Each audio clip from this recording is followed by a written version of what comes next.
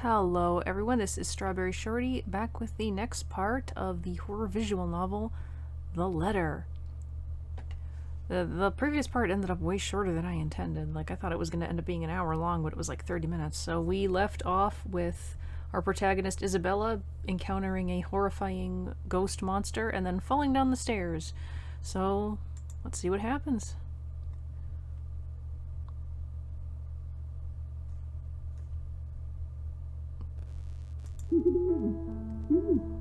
A buzz breaks the silence. I start to rouse, pulled into consciousness against my own will. I've never felt this tired before. I just went to sleep, but the insistent buzzing, poking, and prodding isn't letting me. I think this is Rose. My old mattress may not be the comfiest of places, but that doesn't make me any more eager to wake up. 5 more minutes, Becca. I swat away at what is nudging persistently at my side. Come on. Can't I just get a few extra minutes of sleep today? I promise I'll work hard once I'm up. A hand lightly taps my cheek and something cold is suddenly being pressed at the back of my head. The icy sensation slowly spreads throughout the area, giving me an uncomfortable feeling. Isabella? The fog immediately lifts from my mind the moment I recognize the voice and my eyes snap open. There, looking down at me, is Rose. Another woman loiters beside her, but my attention is too focused on my co-agent to even ask why there's someone else with her. Now see, I remember her from the demo. I don't remember her. I thought she was the co-worker. Rose's posture just screams worry, although she's keeping a straight face, or trying at least. I can't help but feel bad for making her fret. A wave of dizziness washes over me as soon as I try to get up, forcing me to lie back down again. Luckily, the feeling subsides after a few seconds, until only a mild throbbing somewhere at the back of my head remains. Journal updated. While looking for her missing co-agent, Isabella Santos found a mysterious letter in the Ermengarde mansion's attic. Driven to fear by what she read inside, thinking it's the place's curse at work, she hurried to leave the place, only to meet... nothing. Maybe it only updates the profiles more with different characters. Oh. With a little assistance from Rose, I push myself upright. She hands me an ice pack and gestures for me to press it where I suspect a small bump has already formed. The light ache in the area indicates anything. Alright, Isabella, where are we? The Ermengarde mansion. Why? Ow, my head. And the date today? That voice does not suit her. It suits her. October 21st? Rose. Last one. Can you count to 15 in reverse order? 15, 14, 13, 12-teen. No, that's wrong. Why are we doing this? She's just checking if your injury is in any way serious. This time, I curiously regard the woman standing beside Rose. It's impossible to overlook her, but with the way she towers over us. She doesn't seem that much taller. In her, I thought Rose is already tall. Who is she anyway? One of the remaining cleaning crews? But with how primly dressed she is, I don't think anyone would want to clean in a suit, an expensive suit at that. The gloves alone must have already cost a fortune. Her eyes slowly shift between me and Rose, considering us with an almost readable expression before finally fixing a sharp gaze on me. I can't help but fold my arms protectively over myself as she does so. She may be far from cleaning crew, but she certainly looks like our supervisor during evaluation. Just do it, please. I eye them both warily, but recite everything as she has asked. Rose releases a breath of relief once I'm done. You scared me for a moment there. I was about to call for an ambulance. Are you alright? Exasperation soon replaces the dull ache. The memory's a little fuzzy, but the attic and... There was someone, Rose. In the attic. Someone? You mean a client? Oh, that's unlikely. It's probably just one of the cleaning crews. They're not gonna believe us. The boss sent a few of them back this morning for some last minute... No, not any of those. I'm not actually sure. Wait, didn't I call you? You said you were in the attic when you answered. That's why I went there in the first place. Is she gonna be like, I never got a call from you? Both Rose and the lady look at me like I've grown another head. Did I say something weird? Rose quickly casts an apologetic smile at the woman before the awkward silence stretches on further. It's her saleswoman smile, the same one she taught me back when I was still her trainee. I should show this to troublesome clients, or just to avoid trouble in general, she advised. It's also the same one she gives me when I've done something particularly absurd that may cause us to lose a potential sale. Her eyes are serious when she turns back to me. She takes both of my shoulders, gently squeezes it. She gently squeezes them, and with as much patience as she can muster... As much as I'd love to have gotten at least a heads up of your arrival, I didn't really get a call from you. I knew it. You know, signal here is absolutely horrendous. I was in the garden earlier and couldn't even make a single call. I feel like you should fix that before you sell the place. Isabella, I'm going to ask again. Are you really all right? What happened? I don't know. It's all a bit blurry. I remember I was looking for you, but you weren't in the attic. And there's whoever it is. Then I must have tripped on a rug or something on the way down. Oh no. Do you think someone came in while you were out? You left the main door open. We are so going to get into big trouble if something gets stolen, Rose. Perhaps it is a concussion. Are you sure you feel fine? We could still call for an ambulance. I could cover for you. No, I'm fine. I'm okay, Rose. I can work. Wait. Hold your horses, Rose. I can't just miss an important sale because of a minor bump on the head. An extremely minor bump. I've had worse when I was a kid. This is nothing. Besides, if I leave, you'll have to shoulder everything in the open house. Alone. And in a mansion this big? Well, there's also the part where I may lose that bonus BRC promise, but that's completely beside the point. Rose gives me a skeptical look when I return the cold compress to her and push myself off the floor. I have to use the staircase's railings to steady myself, but otherwise I feel fine. See? I'm A-okay. The two of them exchange a worried glance, and Rose assumes a contemplative look. I bite my lower lip in anticipation. If she says no... All right, you in. A smile threatens to slip out from me. But if I see that you aren't feeling well, I'm taking you personally to the nearest clinic to have you checked. Clear? Clear as day, ma'am. Thanks, Rose. You insisted. But remember what I said. First sign of you looking not okay, and we're off. No questions asked. It's just a small bump. Don't worry. You shouldn't downplay these kinds of things. It could be a serious injury for all we know. Suddenly, a small cough sounds against the walls of the foyer, interrupting our banter. The woman is looking expectantly at the two of us, her stare making me shrink back a little on myself. She isn't really intimidating. Well, she is. But not in the scary negative way. Far from it, actually. Her demeanor simply commands an air of sophistication and respect. In a different world, a younger me would have probably wished to be like her. At her lack of response, she coughs again, lifting a well-trimmed eyebrow at me in question. Words get caught in my throat at the sight of it, and Rose, as usual, is swift to catch my blunders. My sincerest apologies, Mrs. Miss McCulloch. Marianne McCulloch. I hope I never have to say your name in normal dialogue. She hands Rose her business card. The words interior designer catch my eyes before my partner flips it over. Oh, probably someone interested in the mansion for its 17th century influences then? I won't hold it against her, though.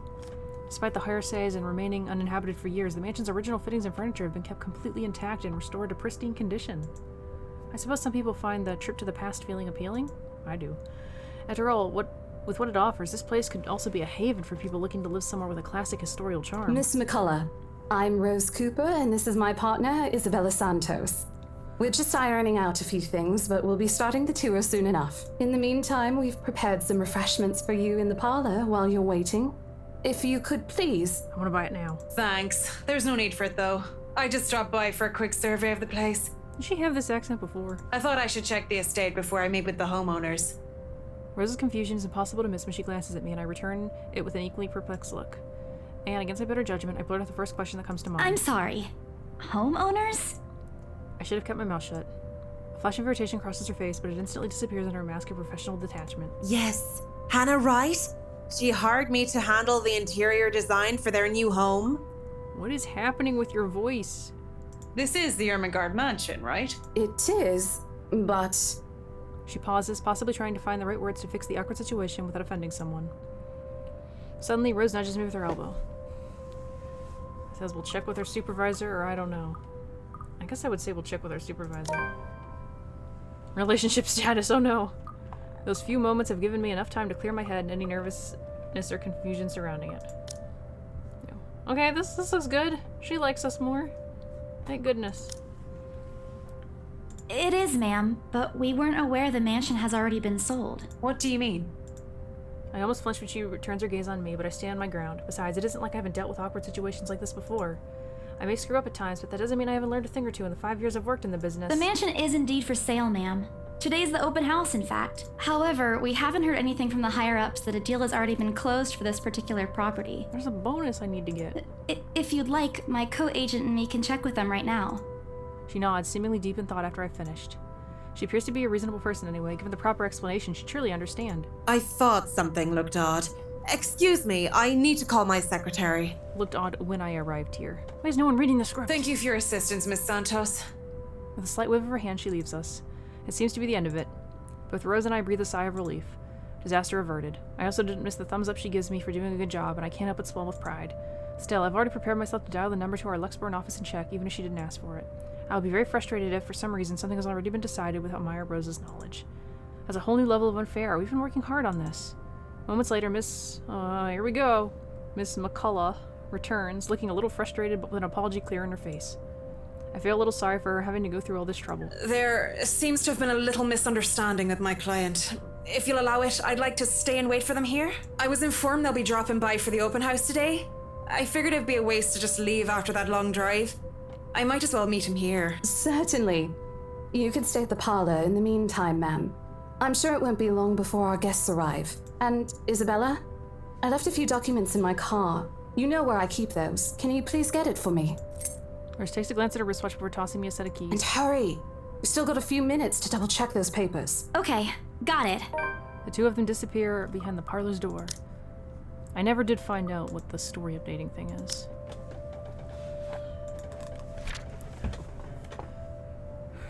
Oh, we have to read her name again! Rose Cooper, along with a woman who introduced herself as Marianne McCullough, found Isabel Santos lying unconscious in the mansion's foyer before the open houses start. Unable to recall what happened prior, Isabella insisted on working, despite her co-agent's worries about her well-being.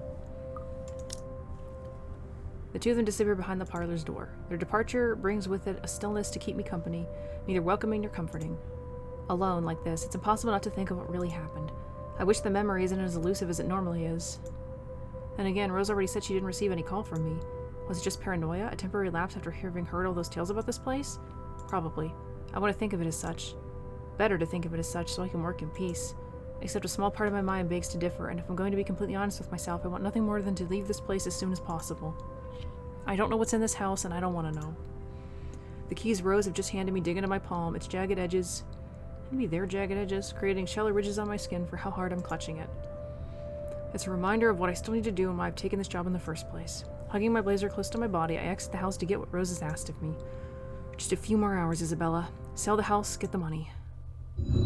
Oh boy. Okay, we're just not going to address that. A flock of people have already gathered in the mansion's front yard by the time we officially open the doors. I'm not sure whether I should feel baffled or underdressed standing in their presence.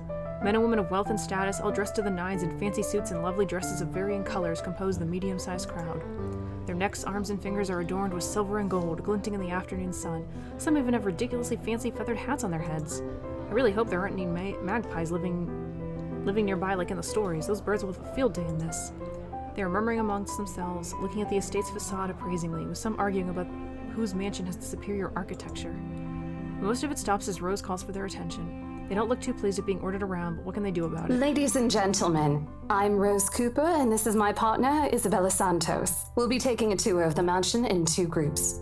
Please make sure you filled up our sign-in forms before joining a specific group. Those who want to look around the first floor, please follow my partner. I'll be guiding the ones who wish to see the ground floor. She reminded me of a flight attendant just then. Hearing this, a few wonder to me. They are mostly old ladies who seem daunted at the idea of climbing all those stairs. Miss McCullough also joins our group, but what really catches my eye is the elegantly dressed pair she approaches. It's so nice to finally meet you! When Chief Inspector Lee mentioned that a famous interior designer is in town, I knew I had to get you! His face is looking a little jagged, she's looking a little jagged. These two are looking a little off. Your confidence in my skills is very flattering, ma'am. I'm sure you won't disappoint. You know each other? Not at all, ma'am. You mentioned something about a Marianne on our way here, darling? Don't trust this at all. Oh, yes, I think I did. Oh, they must be the clients she was talking about. I might have seen their faces somewhere before, some magazine or the television. I can't quite remember. But then again, most of our guests have likely ended up on the news one way or another. I won't be surprised if these two already have. For people who are popular enough, they aren't dressed as loudly as the others, and in their simplicity, the couple stands out. The woman in particular is stunning enough to turn the heads of most people in my group, especially the men with wandering eyes. The guy standing beside her doesn't seem to mind, though. And if I'm going to be a bit bolder with my assumptions, I'd say he's basking in the attention. Both of them, in fact. I'd think they are brother and sister if it wasn't for their public display of affection. The matching rings on their fingers just cement the fact that they are indeed a couple. Whatever. Couple or not, what's important is we get this deal closed before the current owners can even think of canceling the listing. I just hope one of the people in Maya Rose's group is brave or generous enough to try and buy this mansion. And so, with papers in hand, I lead the way. More journal. Today marked the open house of the infamous Ermengarde Mansion. Open to the public for the first time in years, Lexborn's esteemed and prominent personalities gathered to catch a glimpse of the 17th century property, including Lexborn's most well-known couple, Luke and Hannah Wright, which must be the pair we just met. When they aren't whispering amongst themselves or going ooh and ah over one thing or another, they ask questions. From how the restoration process went to the history of the place. I answer them all, more than happy to talk about the art pieces and architecture, mostly. However, I'm careful not to mention anything about the urban legend. Not a good material for sales talk, even if the entire population of Luxborn knows about it. Some of the furnishings here are actually the 17th century originals, all of which have undergone a painstaking restoration process just to return its original beauty. Someone asked about the curse, come on. Even the glass thing. Colorful ones. Oh, I don't know, but you get the idea, I hope. The window? Especially that one, ma'am.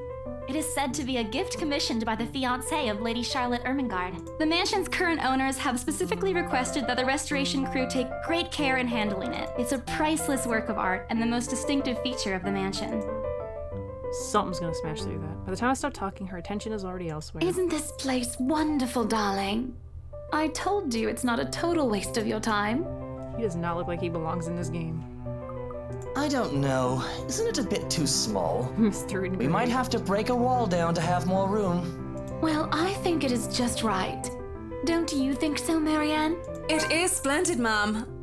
See, it's a story updated. But isn't it a little too early to make plans when no deal has been signed yet? Never mind that. It isn't going to be a problem. We've got a wonderful legal team to handle everything. I really want to know what the story updated thing is.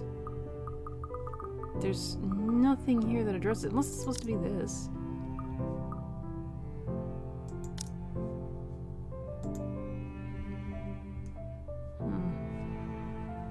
Oh well. I have no idea. Start taking notes, though. I think I've got a few things I want changed before we move in. The rest of their conversation gets lost in the chatter of our companions. I don't want to make any assumptions yet, but their sheer interest is enough to give me some semblance of hope. Oh, please, please, please let these guys be the one. Eventually, our group reaches the kitchen. It's a nice kitchen. Much like the rest of the house, a great deal of effort has been put into retaining the room's classical appeal. The open hearth at the end of the room in particular looks amazing, like the ones I've only seen in fairy tale books. And mad props to the cleaning crew. Seriously, after overhearing hundreds of their complaints about the soot and tar staining the bricks and how much of a pain in the arse cleaning this will be, they still managed to pull this off. Or make it look presentable, at least. The highlight of the room, however, is what's underneath this hatch here. Oh, is it a wine cellar? Oh, don't say anything yet! An underground wine cellar! This is the first time the guy in gray speaks up. Mr. Luke Wright, my memory supplies from the forms they signed earlier. His sudden attentiveness caught me off guard. Since the start of the tour, only his wife has shown any form of genuine interest in the place. This time, something lights up in his eyes at the mention of the Undercroft. What's so interesting about a basement? I really don't understand rich people sometimes. Right now, he just gives the impression of a child who has seen what he absolutely wants for Christmas. Alcohol. I've always found it cute whenever I see children act that way, my younger siblings especially. Or a grown man. It's almost funny. Yes, sir. It could house around 7,000 to 11,000 bottles of wine. Truly? And the room? How was it built? The bricks that were used to build the cellar have been carefully picked for the purpose of maintaining and preserving a constant temperature and humidity in the room. It's a good place to keep your private collection in if you have one, sir. It keeps the corks in good condition. Oh, love. Didn't you say before that you wanted to make your own personal vineyard? Perhaps you could start one here. You know we're going to need space for that, darling. And this isn't big enough? If it's space you're worried about, sir, the Ermengarde Mansion sits on a 46-acre lot. There's plenty of room for it. We were told that the original owners had a horse stable built here before, too. There's a contemplative expression on Mr. Wright's face, but he doesn't say anything further. His wife, however, seems really pleased that he has started to show interest, if only a little. I smile to myself. I may not completely understand how these people's minds work, but I sure as hell know how to spot a buyer with sincere interest. Score! I can't wait to tell Rose. The rest of the tour goes by without a hitch. After more than half an hour, we're able to cover almost every room on the ground floor and are heading to the parlor. Funny, the first time BRC had us survey the property, I kept complaining to Rose how big it is. Now I can't even bring myself to care, no matter how much my feet hurt. Maybe this is just my excitement over a possible sale? Is anyone else here whispering? That's really creepy. When we reach the parlor, however, an odd feeling washes over me. It starts off as small goosebumps on my skin, a feeling of being watched intently. Whispers in my ear and shadows dancing, lurking in the corner of my vision. Dark silhouettes that are gone when I turn to look. A chill settles down my spine, making me feel sick, and I start to break out in a cold sweat. I can't do this. I need to sit down for a moment. The old ladies in the group have been requesting for a break anyway. If I can just... Excuse me? Everyone? We will be taking a 15-minute rest here before we visit the first floor. I thought we were on the first floor. In the meantime, please help yourselves to the refreshments and snacks we've prepared. If anyone has any questions, feel free to approach me. I'd be happy to help you. I let them sit while I retreat to a quiet corner to recover. It's not what you think. Don't think about it. It's not what you think. I've probably just caught Becca's cold. Don't think about it. I'm left alone for a good while, the same words spilling out of my lips in a silent prayer, until a hand taps my shoulder. Hello, you there? Yes, ma'am? Oh, look at you.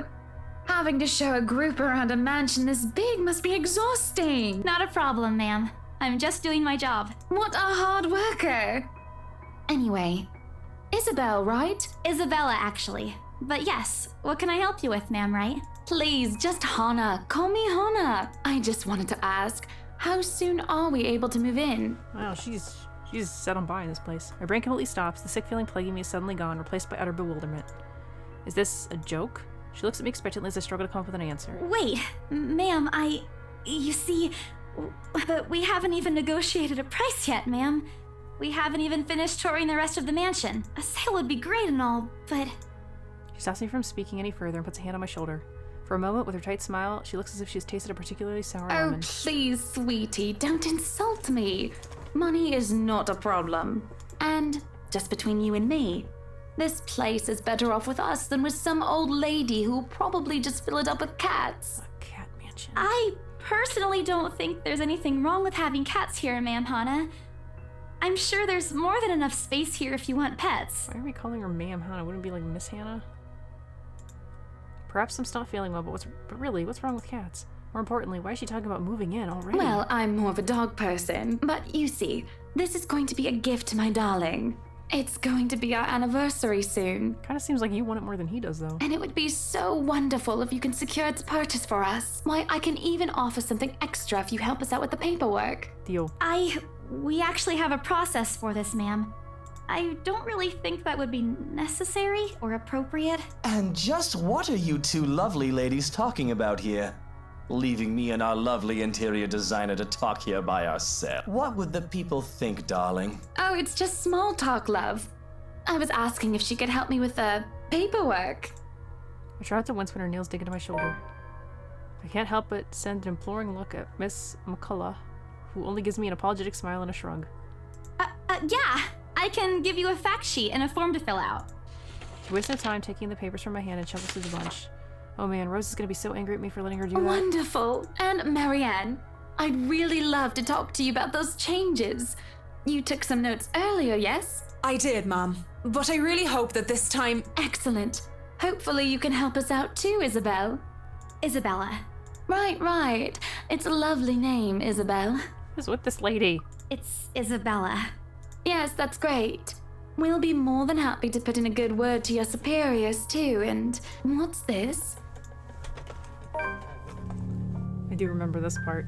A look of confusion and disgust appears on her face. Turning to her husband, he merely shrugs in reply. That's, an interesting work of art.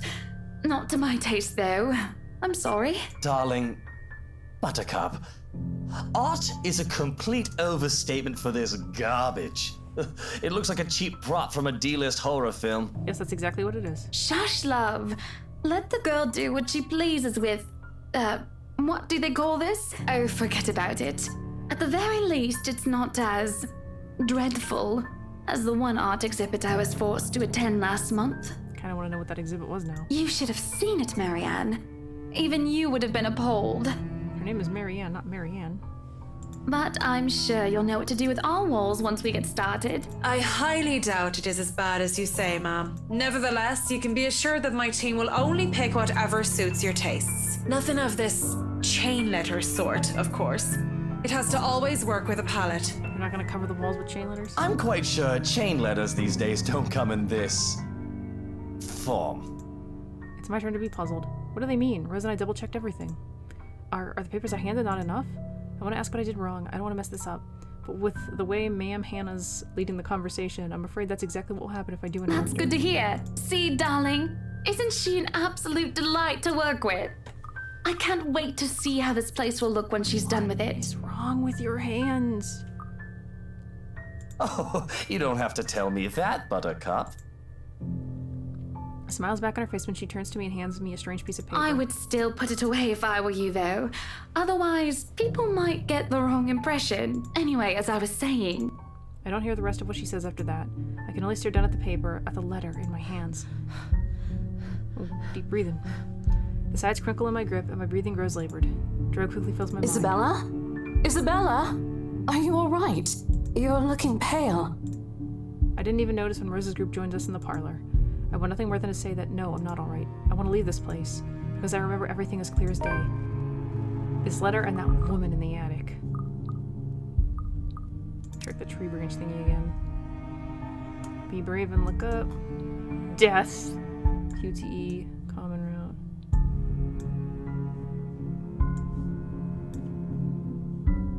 Oh, I guess these are the story updates. I don't know what they mean. The letter and that woman in the attic. It's real. The letter.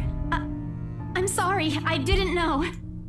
Careless, I've been so careless. Just lie! Just be like, yeah, my friend works in the movie business and this must have just gotten in there by accident. How do I even tell them that without looking like I've gone mad? Should I even tell them? I'm gonna go with don't show the letter, because it's like, Rose, well, Marianne likes us more. The words are stuck in my throat. I want to tell her, I really do.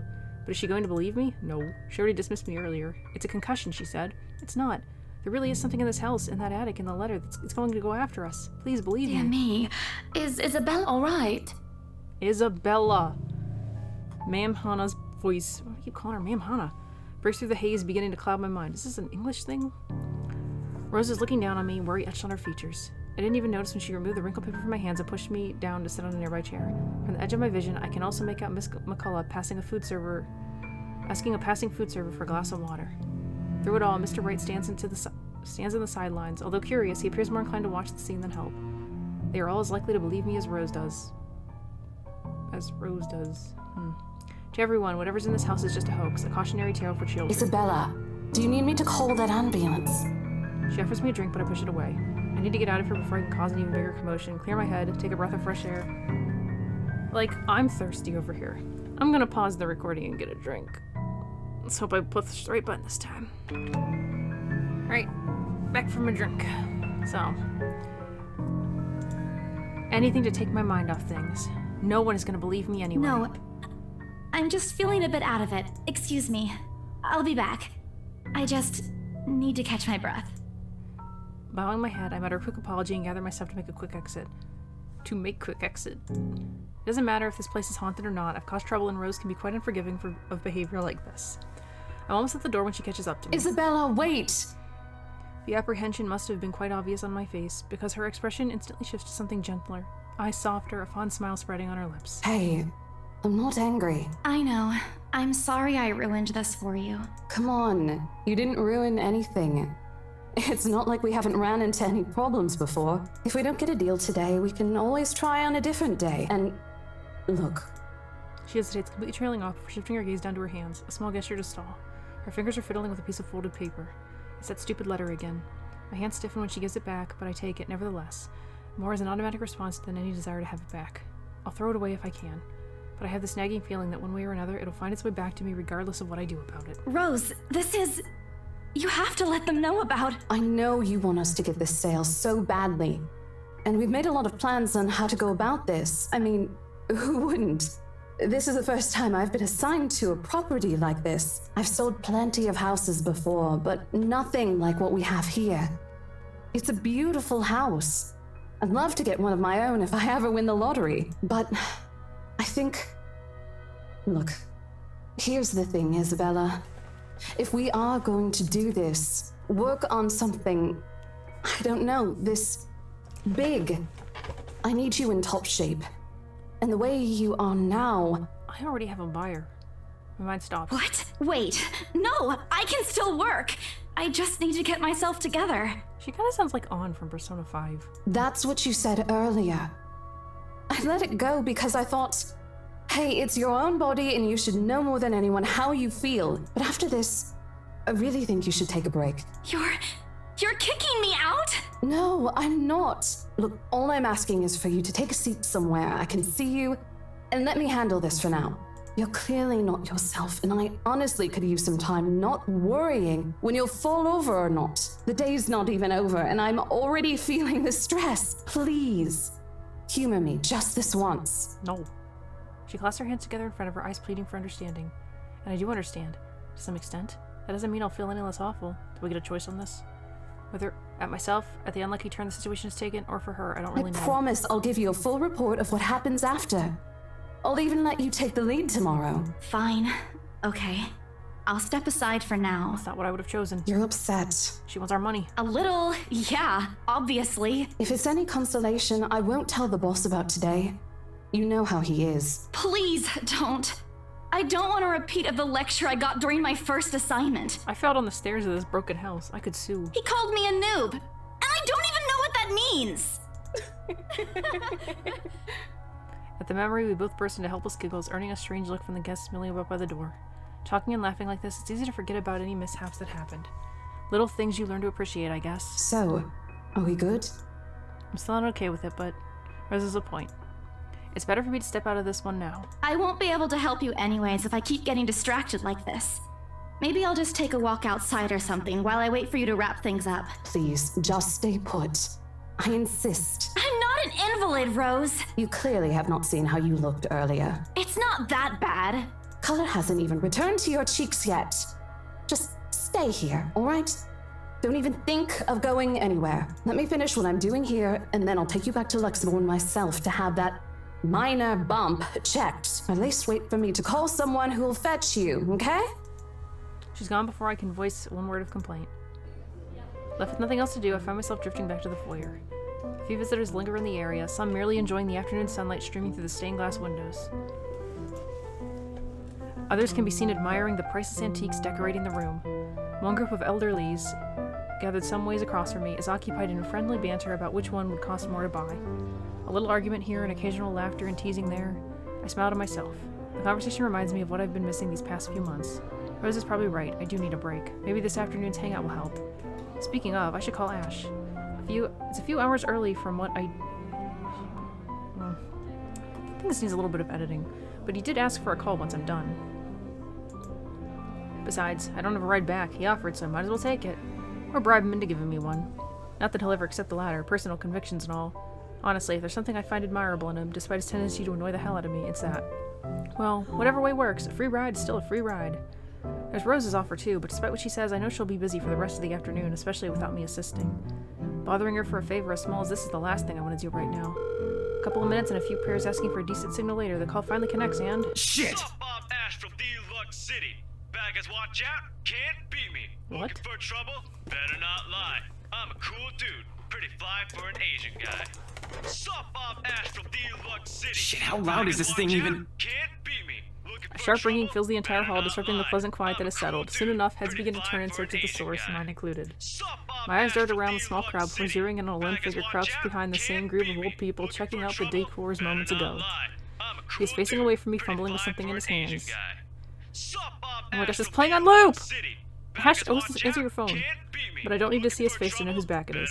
Oh, I'd recognize that dumb parka anywhere. Without bothering to end the call, I march towards him.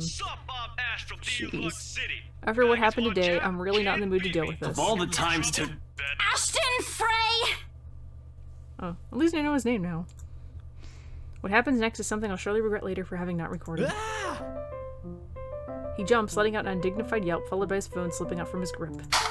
It bounces from one hand to the other in its poor attempt to catch it, before ultimately falling flat on the floor with a resounding clack. I kind of feel sorry for the phone. And the floor. But it's not every day you can catch something like Ash off guard and get a reaction. Damn his stupid detective senses. I'll take every ounce of victory I can get, no matter how small. Ha! An awkward pause passes between us. A blink. A cough. He makes a face. And then, in a too-quick motion, he ducks and retrieves his abused gadget while a grin threatens to break out from my lips. He doesn't meet my eyes when he straightens, but a flush has crept up his neck and cheeks. In another universe, where we haven't known each other for 5 years and suffering through his teasing isn't a day-to-day occurrence, chances are I'd find that adorable. endearing even. Unfortunately, this isn't that kind of world. The way things are, I'm already content to see him out of his obnoxiously calm and collected disposition. Hello to you too, scaredy cat. I could stand to be greeted like a normal person, you know. Doesn't even get his proper name. What? And miss that look on your face? No way. It's our relationship. Semi-positive. We have a stronger relationship with Marianne. Oh man, I should have taken a picture. I am so honored you find this funny. Is that how you treat your guests? I think I need to talk to your supervisor. Hey Ash, wanna see the attic? Talk to yourself. You aren't even a guest here. What are you doing here in the first place? For a moment, he looks like a cat that swallowed the canary. Suddenly checking every nook and cranny of his phone for any damages or scratches seems to be more interesting activity than explaining himself. Ash, I could be looking to buy a house. a mansion? Yeah, why not? Did you see the view outside? It doesn't look haunted to me at all. He's messing with me. Ashton, I am not in the mood. What are you doing here? He catches a glimpse at some point behind me. The parlor? Curious, I follow his gaze. Before I can figure out what has caught his attention, he places a hand on my shoulder and turns me back to face I just him. finished working on something, so I dropped by. I still don't see how this has anything to do, how his work has anything to do with why he's here. At my confused look, he drops the hand resting on my arm, like he has touched something particularly hot, and casually rubs the back of his neck. And I said I'll see if I can pick you up. Turns out I can. Free time and all. I don't know if he's in a relationship with Becca, but I think the story thingy was really shippy with the two of them, the diary thing I mentioned, the app. So here I am. Figured you'd still be busy, and so I roamed around for a while. But he kind of talks like he has a crush on us. Oh, you should have mentioned that sooner. I was about to throw you out. Throw me? Hey, I was given a pamphlet. I think that makes me a legitimate client. We have mandatory sign-in sheets for clients, Ash. I didn't see your name on it. Ash, this isn't Castlevania. Dracula is not here. And you can't just roam around because it says open house. Normal people actually follow an etiquette here. Right, okay. I think I'll just go ahead and... No, wait. I wasn't really going to throw you out. Rose said, never mind. I was just about to leave anyway. Wait, what? Now? Something must have shown on my face because he pauses and gives me a long, hard stare. Sometimes I forget how easy reading people is for Ash, given how he often looks at it as if everything around him is a chore. I avoid his eyes, hoping he'll drop the subject and won't ask any more questions. The last thing I want is to tell him about what happened, especially the part about the letter. In fact, he's the last person on Earth I'll ever think about telling it to if I can help it. Sure, he's a dependable guy. God knows how many times he has helped me, even without me asking for it. But stuff like ghosts and the supernatural? He'll never believe those, even if he hears it from a friend. Except maybe if it's Becca. Seriously, he looks like a vampire hunter. On a good day, the most harmless thing he'll do is give you an explanation why those things have no chance of ever being real. At worst, he's insufferable. He'll poke fun at you every single chance he'll get. Ashhole. What did I ever do to him? He never does that to Becca or Zach. I can already imagine how things will go down the moment I spill a word of what I saw. Nope, over my dead body. Before it catches his attention, I shove the letter deep into my bag. What's wrong? Nothing. Well, let's just go. Doesn't look like a nothing to me. You wouldn't make fun of me, you'd be more reliable. We still have Zach's movie tonight, remember? It's still early. And didn't you say your shift will end around 5 or 6? What about... Hey, Isabella, wait up! A rush of air greets me as soon as the main door opens. Not the usual autumn draft, but it's still a welcome change from the stifling atmosphere inside the mansion. Ash's footsteps are quick behind me, the soles of his shoes thumping hard against the polished concrete in an awkward cadence as he rushes to catch up. He calls out once, twice. The mansion still looms in the background, whispers calling me back, shadows beckoning. Oh, I even heard that one. I don't look back. So I'm gonna end this part here. I think this is actually where I left off when I was beta testing. It was like right around when we met Zach, which I believe is now. So thank you so much for watching. Leave me a comment, and I'll see you next time. Bye.